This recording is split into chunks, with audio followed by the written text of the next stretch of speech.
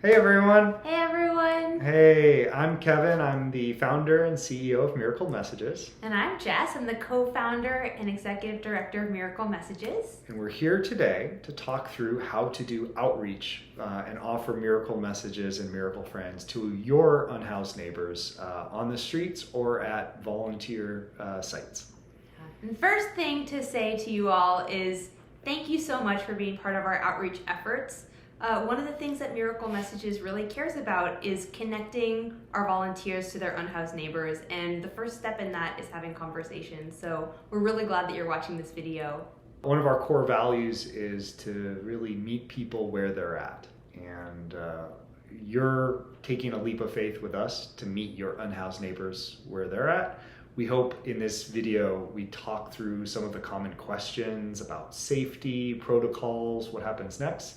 So we really meet you where you're at and invite you to join the Miracle Messages case solving community as a next step.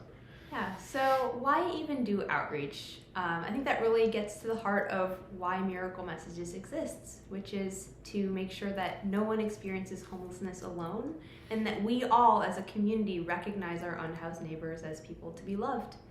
And that really starts with conversations and with getting to know each other.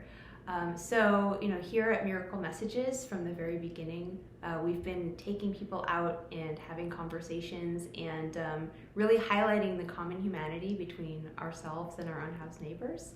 And in addition to that, when we have outreach conversations, we find that sometimes we're able to help people reconnect with loved ones or connect with a friend, a volunteer friend, and recreate that social support that is so often lost when people lose their housing. And we've had now over 500 people who have got reconnected with their loved ones as a result of our reunion services. And each of those individuals has a story, a reason. There's often emotional barriers as much as digital literacy barriers and bureaucratic barriers that keep people disconnected. Oftentimes people not only are isolated from other people and volunteers, but they're often sometimes estranged from their own sense of self-worth. And so what we're trying to do at Miracle Messages is to say that, everyone is somebody, everyone needs a friend, and that we can be passionate about addressing homelessness while also seeing our unhoused neighbors not as problems to be solved, but as people to be loved. And that's really the call to action in this work and doing outreach, is to be in relationship with and love our unhoused neighbors. Absolutely. And Kevin, what was that famous quote from one of our earliest participants? This quote, and I know which one you're talking about, is someone saying, I never realized I was homeless when I lost my housing, only when I lost my family and friends. Just as a quick background, in case it's helpful as a case study, the first time I took a walk down the street, I was very nervous. I was holding my keys as a weapon in my pocket because I didn't know if someone was going to attack me, come out at me. Things happen on the streets, and we're going to talk a little bit about the safety protocols because things do happen, people do get assaulted, and it's very important that we do every safety measure possible, and if something does happen, God forbid, that you know what to do and how to respond and making sure you don't feel alone in what you've gone through. But when I first walked down the street, the person that I talked to the first time is a man named Jeffrey. He said he hadn't seen his family in 20 years. I had said, do you have any loved ones you want to reconnect with? He mentioned his sister, his niece, and his nephew. And I sat down and I just had a conversation with him. And I gathered a little bit of information, where he's from, the names, the spellings, how to reach them again, what city they were based in, why they were disconnected. And with a little bit of information was able to find his loved ones, deliver the message, and have an entire family open up their arms to want to reconnect. So ever since that first reconnection has happened, we've been on a mission to make sure no one goes through homelessness alone. So Kevin touched on some really important aspects of safety and making sure that we're taking care of each other by being prepared to do outreach. So I think in order to really dive into that, the first thing to say is that we all have our ideas about who becomes homeless, who experiences this thing that is really just a lack of housing. and what other things might be part of that. And things that come to mind that are kind of common stereotypes are addiction, mental illness. Perhaps some people think that person doesn't want to work, doesn't want to take responsibility. And one of the things that's become really clear in doing this work is that those may be traits of some people who are experiencing homelessness.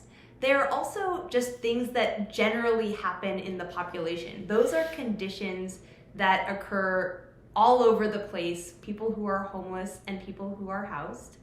And that there may be people who are experiencing those things or who have those traits, but it's not because they're unhoused. That's something that is prevalent in the population. However, what is really different for people who are experiencing homelessness is that they don't have a place to cope with and deal with their trauma, to address the issues that they're facing. They don't have a steady place to go home to deal with medical conditions or perhaps mental health conditions. And all of that destabilization actually has an impact on how they show up, how they appear, and the interactions that we might have with them. And so before talking about safety precautions, it's just important to recognize that this is not people who experience homelessness who have these issues. This is everyone who has, all kinds of things going on with them. And we're dealing with a population of people who don't have reasonable accommodations and resources to address the things that are going on in their lives. So when we talk about safety, we're talking about general safety for all of our benefit, but we're not trying to pigeonhole unhoused people as a certain type of people. Yeah, what really comes to mind is we would never look at us as housed people, but we look at homeless people as like a monolith.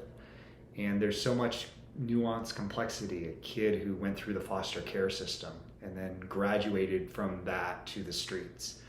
Someone who's a runaway, leaving an unsafe home environment. Someone who does have a substance dependency or a mental health issue.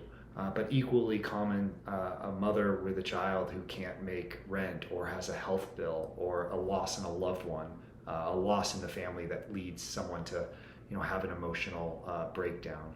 So the reasons for homelessness are as wide and vast as you can imagine. It's problems in society rather than problems with the individual. And what we want to make sure is we talk about safety and code of conduct in doing our services, while also not forgetting the fact that it's a combination of broken systems and broken humanity that leads to homelessness rather than broken people.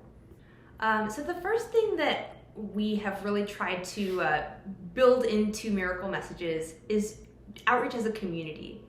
As in, you go out with a group, you don't go by yourself, and similar to meeting any stranger, talking to any stranger that you don't know, that you keep your wits about you, that you're thinking before you reveal personal information, and that you're just generally being safe with a stranger that you've just met. So let's talk about safety. First thing that comes to mind is whether you're someone who's able-bodied and feel very strong, or whether you're someone you're like, wow, I just get lost in the crowd. Wherever you are in terms of confidence and body size and type, do not do this alone. It's something that really we all feel the need to go with a buddy, a friend, and doing it in public, in broad daylight. We don't go down back alleys and areas that aren't very visible. We really make sure that if there was anything that happened, God forbid, there'd be someone on hand, ideally your buddy, but at least others in the area that you could call for help. So the first thing to note is don't do it alone, do it in public. And if you're uncomfortable, it's not a thing where you're just like, oh, let me give myself a pep talk and then go do it. Maybe not do it and then check, why were you uncomfortable? And ask that great question and see if it really was something about the person or the setting. But we first and foremost say, don't do outreach in any setting that you feel uncomfortable. And when possible, do outreach at partner sites and in collaboration with our local partners. That reinforces our relationships. And if you meet someone and they're excited to want to reconnect, there's going to be follow-up needed. And so being able to locate that person can be tricky in public spaces. So try to go to partner sites, but if you do street outreach, just don't do it alone and do it in public.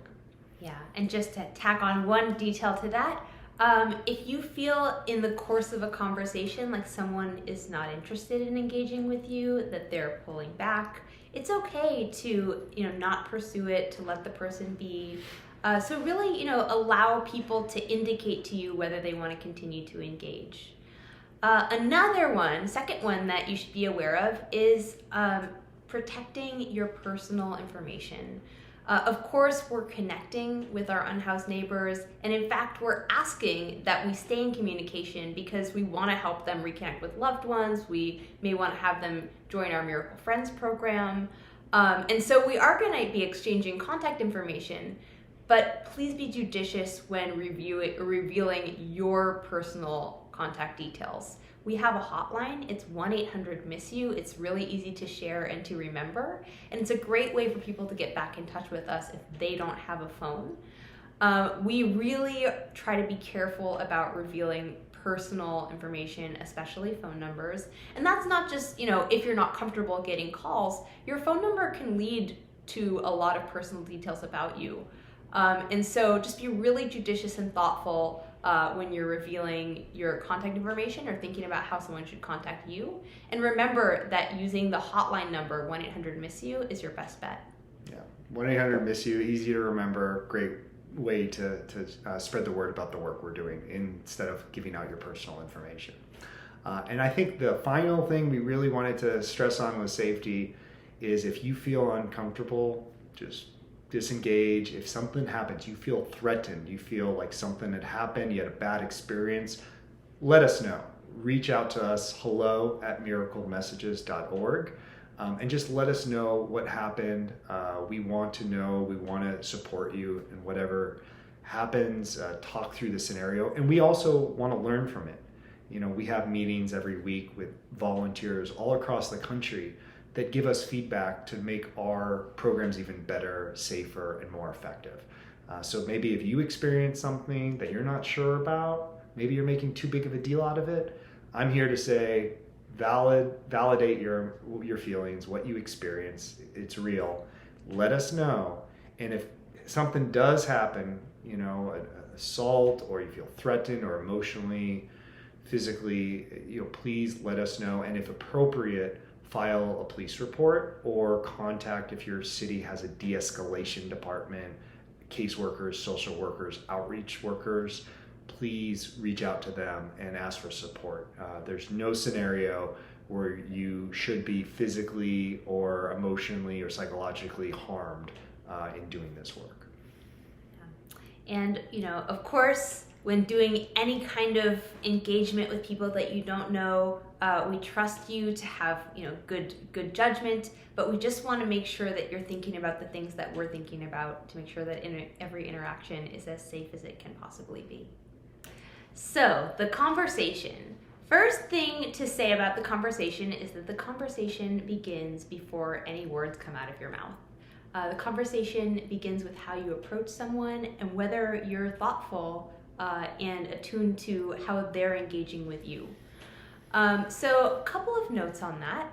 First, just remember that even if you're in public space, the person who you're approaching may not have private space. This may be the space that they go to when they're doing private things. So just be really aware if someone's doing something that seems like it's private or that they wish that they could do in privacy, give them that space because if somebody doesn't have private space and they don't have housing, that's a real challenge that they face, being able to do the things that they need to do. So in addition to that, when you actually decide to engage with someone, there are a couple of tips that you should keep in mind. First is make eye contact with the person and make sure that they're engaging in eye contact with you. You can tell a lot about whether someone wants to engage with you by how they look at you when you make eye contact with them.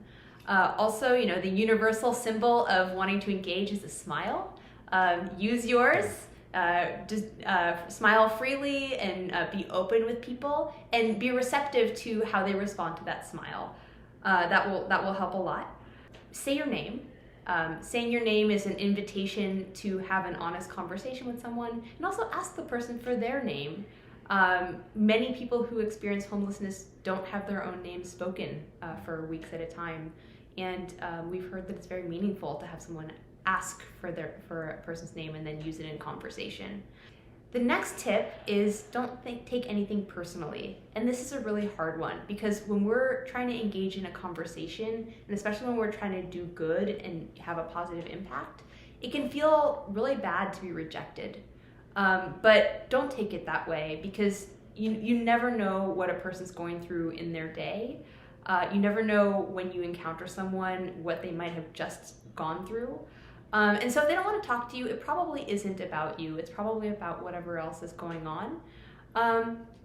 Allow people to disengage and do it politely and respectfully, and feel good about the fact that you tried and that you respected their boundaries when they let you know that they weren't ready. And then the last one is just keep your wits about you. We're engaging with people who we don't know. And that's always the right place to keep your wits about you and be thoughtful and be, keeping track of the interaction and using your gut as a gauge to make sure that you are safe and that you're feeling comfortable with the interaction. Cool. So you've now set up a good context to connect. You're smiling, you're approaching someone, you're maybe gauging whether that person wants to be approached and deciding that. So then how do you start the conversation? Well, one way I do, maybe we can role play. Hi, how are you? Hello. Hi, my name's Kevin. I'm a volunteer with a group called Miracle Messages. What's your name? My name is Jessica. Oh, Jessica. Well, nice to meet you. Have you heard of Miracle Messages before? I haven't heard of Miracle Messages. Yeah, so it's actually, we help people reconnect to long-lost loved ones that they haven't seen in a while. Family members, friends, brothers, sisters, anyone really. And we also have a phone buddy program, like Big Brothers, Big Sisters for the homeless. It's kind of it's a program. It's like, everyone needs a friend. Everyone is somebody. No one should go through life alone. And so, I work with that organization. I'm a volunteer. That's pretty cool. Yeah. That's pretty cool. What do you think is cool about that? Is there anything that would interest you? I haven't talked to my best friend for years. Oh, what's your best friend's name? My best friend's name is Mike, and I lost my phone, and I lost his number. Wow. Okay. And it sounds like you just lost his number. Maybe trying to reconnect with Mike would be something you'd be excited about, and it sounds like you'd be too. Yeah, well, it's been worth a try. Worth a try. Would you want to try to reconnect with him? We can help. Well, what do I have to do? Okay, well, that's a good next step. End scene. That's the next segment. Hopefully that was helpful. But, in a nutshell, having a conversation, it's a little awkward at first. Sometimes I even say, hey, I feel a little awkward, but just saw you standing here, wanted to come up and say hi. Like, kind of things like that. And try not to sell it and also make assumptions of the person being homeless. Like, some people who are homeless, very... self-conscious about that. Others don't identify as homeless. They say I'm houseless or I'm, free of the same constraints that you are. So I just tend to not even say the word homeless, and I just say, hey, we offer this service. Would you be interested? If they're curious, you can share more. And then if they say, well, I'm not homeless, my thing is, well, I didn't say you are, and I just am sharing this today with everyone I see, and maybe you have a friend that might be interested in this. Yeah, and as Kevin said, awkward conversations are awkward. But there's nothing that you can't diffuse with a little self-deprecating humor. And so, if somebody doesn't want to engage with Miracle Messages, I've had people say to me, can you disconnect me from my loved ones? They've been bugging me. And I say, well, if I knew how to do that, I'd be very rich. I will have done it already in my own life. So, just, these are serious interactions and you should take them seriously. But they're also lighthearted interactions if you can make them lighthearted. So don't be afraid to be yourself and bring yourself to the conversation and allow the person to kind of decide how they want it to go, and don't take it hard if they're not interested. Yeah, and this maybe even sound cliche, but a lot of our unhoused neighbors have become so street smart, it's not even funny. So if you just give yourself the opportunity to talk and share who you are, what you're about, why you approach them, they'll use their discretion on whether they are going to trust you enough to open up, or whether, no, not now, I don't want anything to do with you. And you shouldn't take that personal. So we've covered how to start the conversation. And now we want to get into what you do when somebody actually says, yes, I would love to reconnect with a loved one. And this is a really exciting thing, because all of a sudden you're thinking, great, I'm going to refer a case, I'm going to help someone reconnect. But at this point, it's really important that you think through what kind of information you need to collect. Because when you refer a case to Miracle Messages, our volunteers will do everything in their power to try to locate the loved one and deliver that message and get that person reconnected. And they can only do it if they have information to go on. So what kind of information do we try to collect from that first encounter when we refer a case? I really break it down into 5 components. So the first one, component number 1, is about the unhoused person. So that's their name, their approximate age, details that will help us identify them again, and how to locate them again. And I'll come back to that because that's also number 5. But about the unhoused person. Second thing that you're going to want to collect is about the loved one that we're trying to find. So if I say I want to reconnect with my best friend Mike, we want to know Mike's last name. We want to know Mike's middle name. We want to know Mike's date of birth, because our volunteers are going to be going and scouring the internet and trying to find Mike, and we want as much information as we can go on. Last known locations are also helpful. Employment or former employment can be helpful. There are some specific questions on our intake form, but really as much context and information as we can get is very useful. So that's about the unhoused person and about the loved one. Next thing that we want to do, our number 3, is context around the disconnection. And this is really important for 2 reasons. First, because it might help us locate the person. You know, if we find out that this is somebody who also has experienced homelessness, we'll know, okay, we need to look in certain ways in certain places. If it's somebody who lost touch because the person lost their cell phone, okay, maybe this person actually is reachable, but you know, our unhoused friend just doesn't have access.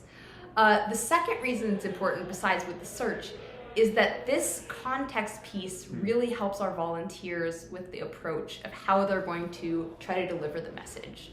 So just a little bit of insight into this. Volunteers who take our Miracle Messages cases actually search online for the loved one and then call them up, or send them a message on LinkedIn or Facebook or whatever platform, and they try to deliver a message that will allow the person to hear the voice of the unhoused person and potentially reconnect. And in order for them to do that, they need to have at least some context on why the disconnection happened, because that really impacts the way that we deliver that message and what we expect to hear and how our whole approach works. So as much context as we can get, any piece of context about how the disconnection happened can be very useful. Number 4 is the message. So we ask people when we do outreach, if you could speak to your loved one, what message would you want to send them? And that can be in the form of a video message. It can be in the form of a written message or an audio message. But we want to have at least something that allows us to speak in the voice of the unhoused individual, because we want to give people agency. That's part of why we do what we do. And part of giving someone agency is allowing them to speak to their loved one in their voice, and allowing that loved one to respond. All right, so I said that we had 5 pieces of information. We just covered 4 about the unhoused person, about the loved one, context around disconnection, and the message. Now, why did I say 5? I'm coming back to 5 because 5 is so important. Number 5 is how to reach the person again. And you would not believe the heartbreak that we have experienced when we find a loved one and that loved one says, I've been looking for that person for 10 years, please get me on the phone with them. And we look at the intake and we say, oh, we don't know how to find them again. All we know is that they live in Chicago, or all we know is that their name is Tony. So we try to avoid that at all costs. And the way that we do that is by collecting that information in step 1 and then confirming that information in step 5. We make sure that we have a way to reach that person again, and we really make a good faith effort to do so. I don't have much to add in this scene, but I will say having the contact information, if they don't have a phone number, great. But don't just leave it at that. Always try for 1 or 2 or even 3 together. Phone, let's add that. Email address, a lot of our unhoused neighbors have email. They may not check it every day or every week, but being able to go to the public library, check their email, phones get lost and stolen, numbers change, email addresses are pretty consistent. Cross streets, where do they hang out? Where do they sleep at night? Where do they panhandle? Are they receiving any services? Is there a partner site that they go and they access? Is there a best friend or another person they're in touch with who has a phone that you can reach? There's like 5 or 6 ways I just listed, but having more ways to find that person again means that we're not just simply creating false hopes and breadcrumbs for families. We're actually going to help them get reconnected. And we need you to make sure, if nothing else, that you have a good way to reach that person again. And do not leave if you don't have a good way. And in the worst scenarios where the person literally has no email, no phone, moves around different places, what I sometimes do is I will say, tomorrow at this time, can we meet at this place? And then we come up with a better plan. But just whatever you do, don't leave that situation until you have a reliable way, 1 or 2 or even 3 reliable ways of reaching that person again. Yeah, and we also have our hotline, 1-800-MISS-YOU. If, as a last resort, if we really don't have a way that we can contact them, they can always contact us. 1-800-MISS-YOU. 1-800-MISS-YOU. Okay, so before we really dive in, we just wanted to give an overview of how it works from beginning to end. Okay, so you're a volunteer, you're wanting to offer miracle messages and miracle friends to your unhoused neighbors. Well, maybe you're going to do street outreach in a group, in a public setting, all the things that we said to be safe, or at a partner site. When you talk to someone and they say they want to record a message, it could either be on a piece of paper, a paper form that we have. All of this is on our website, miraclemessages.org/refer, or you can go to 1-800-MISS-YOU.org, and it has a one-stop shop with all of our intake materials. So paper form, an online form at 1-800-MISS-YOU.org. We have a mobile app that you can download from our website. And there's also our hotline itself, 1-800-MISS-YOU. So you take down the information on that form, either in the mobile app, the online form, paper form, with the help of us on a hotline. Get all the information, double check you got the contact information. And then when that message gets submitted, it goes into our case management system. And that case management system is used by dozens of very committed volunteer digital detectives. And every week they meet up and make phone calls and write letters and do digital searches for good. And they share their progress with each other. They're going to be your best friend. And in fact, if you want to not only do outreach, but really show up at those case-solving community meetings, it would be wonderful because you have as much invested as almost that person who recorded the message more than anyone else on the success of that case. So offering our services, person says yes, recording it through our one of our intake forms or online form or the mobile app or the hotline, goes to the digital detectives. They make phone calls, they write letters, and most importantly, they'll probably need you to follow up with that person and maybe reconnect. Sometimes information, as much information as you can collect, there's always more information that could be useful if they get stuck. Or if they hear from the loved ones, we need to follow up and deliver a good message. So then they'll work with you to try to deliver that information request or that update to the person experiencing homelessness.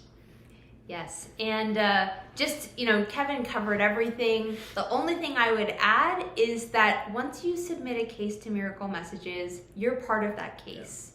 Yeah. And this is not like you drop off a case and you kind of go like this and you walk away. We want you to be part of the magic of what happens when someone reconnects. And we also want you to be part of the logistics of helping us if we need to find the person again, if we need to relay information back.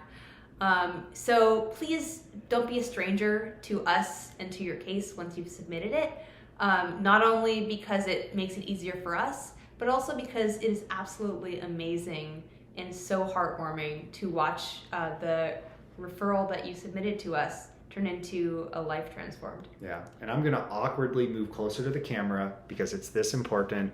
Drive-by miracle messages does not work. You can't just roll down your window, pull out your, camera, do your form, and then say bye and never be seen again.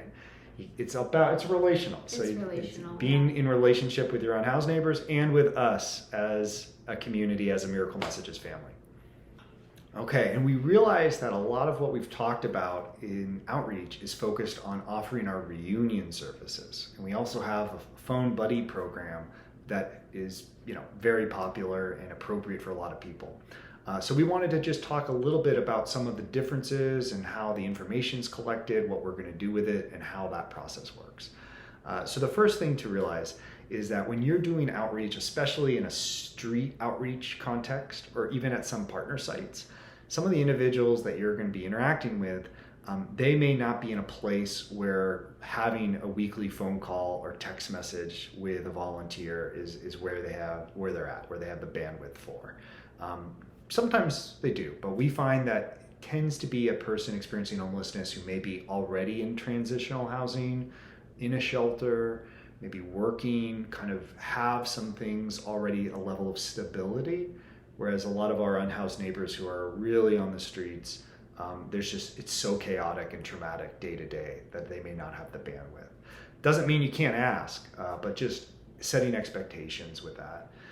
The good news is if they do say yes, and the question that we usually say is, hey, would you want to get matched with a volunteer for, kind of occasional check-ins, phone calls, texts. Everyone needs a friend. No one needs to go through this, world alone. If they say yes to that, the good news is you need very little information to collect. Unlike the reunion service where it's tons of information, we need, I guess, their name and their phone number or the best way to reach them again, which is so vital. And that's about it, right, Jen? That's about it. Yeah. And, with these conversations that happen during outreach, we're able to give you some good guidance on the talking part. But where we should actually really focus for a second is on the listening, because you can listen and hear a lot about where people's heads are at and kind of what they need, and that will help you direct them to the right program. So if you hear someone talking a lot about kind of like general stuff, they really sound like they want to talk to someone, they're telling you everything under the sun, you can suggest to them, hey, we have a program called Miracle Friends. And we'll connect you with a volunteer for weekly chats. And that's a great way to gauge whether someone might want to be part of that program. So, no matter what kind of referral you're doing, no matter how the conversation's going, if it seems like the person really is looking for someone to talk to, just bring up Miracle Friends and see if they'd be interested. Yeah, and if you're at a partner site, a caseworker or a social worker may have a good sense of who would be really a good person to talk to. So feel free to say, hey, here's what we're offering. Who would you nominate? What are the people? Maybe it could be the person who's very demanding and always in their office. That may mean they just need a friend or they're really missing a long lost loved one. So let them guide you as much as anyone. Also, just to mention, when a message comes in, or when we get a person signed up for Miracle Friends, the reason you don't have to collect that much information is every person gets screened. So we have a network of mentors, kind of super volunteers that oversee the Miracle Friend volunteers.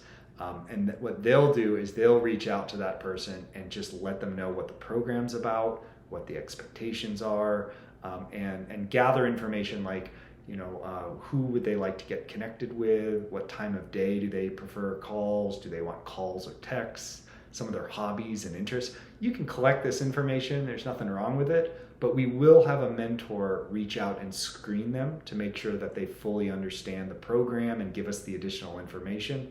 And so you don't need to feel that obligation. If the person wants to reconnect to a minor, we don't deliver messages to anyone who's 18 years of age or under. And same with the person who's experiencing homelessness. We want to make sure they can make an informed consent and they're 18 or older, and that they understand what they're signing up for. So can you do you understand what we're offering? Does this sound good? And that will all be in the paper form, in the script or the online form or the mobile app. And then in terms of Miracle Friends, it's like a big brothers, big sisters for the homeless. It's a friend. Everyone needs a friend, a neighbor, someone checking in on them. So we want to just cover what happens to your cases once they're submitted to us. Not just because you're probably curious, but also because that closed loop communication is really integral to our success. So if you record a message from one of our unhoused neighbors to a loved one and you submit it to Miracle Messages, that goes into our case database. And that goes to a group of volunteers who will pick up cases and try to locate the loved one and deliver the message. And the only information that they have to go on is whatever you submit. And they will try to use that to the best of their ability to track down the loved one and deliver the message, and then facilitate any future conversations, reconnections, etc. So where do you come in? First of all, we encourage any person who's doing outreach to also join us for a case-solving community boot camp or for a meeting. The reasons for that are twofold. First, because we love having our community members engaged in all parts of the process. And if you love outreach, you're probably going to love case solving just as much. But the second reason, and really the reason why we want to highlight it, is that having you on a call to explain the conversation that you had and to give context is absolutely invaluable. Because the kinds of conversations that you have with people about their loved ones and about what they hope for the future, we try to capture them in our form, but there's a lot that doesn't get captured. And if you're there, even just to give a few details, to say, he got really choked up when he was talking about his brother, there might be more to the story. Or he did tell me that his brother's birthday was, in 1975, but he took a minute. I'm not sure if he was really sure about that. Or maybe, you wrote down a name, but what you didn't write down was how many times the person spelled it different ways.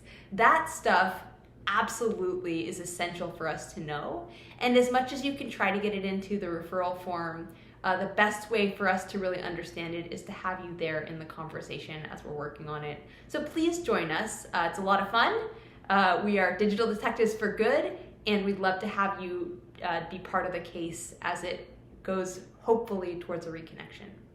Well, other than that, I would just say, just remember, you're not alone. We're here for you. We got your back. Our team, our digital detectives, our staff, our volunteers. There's so many people that I think have just been waiting to have an opportunity to not feel frustrated by this issue, but to really be asked, hey, roll up your sleeves. Here's a way you can get involved. So if you're just starting the process and thinking about outreach and you're like, well, I don't know anyone, talk to us. There's probably a dozen people in your community that have reached out wanting to do outreach. We can connect you to them. If you're new to the digital detective community, the case solving community, or it's your first boot camp, that's okay. You can say that. We're going to shower you with love and be very excited that you're there, and make sure that you don't feel that you're going through this process alone, but you play a vital role. We don't know your community as well as you do. You know the area, you know the partners, we're going to form those relationships together. So I would just say, come to the digital detective community and know that you're not alone. You got a whole community of people who have digital detective skill sets, private investigators, people who have been doing this for years, tons of cases reconnected. But also, you are invaluable. You talk to the person, and even if it's just that one person you talk to, as Jess was saying, the nuance, the kind of human elements that you'll be able to bring forward are invaluable for our ability to reunite that person with their loved one. And as we say on our thank you cards at Miracle Messages, everyone is someone somebody. Thank you for being someone special to us.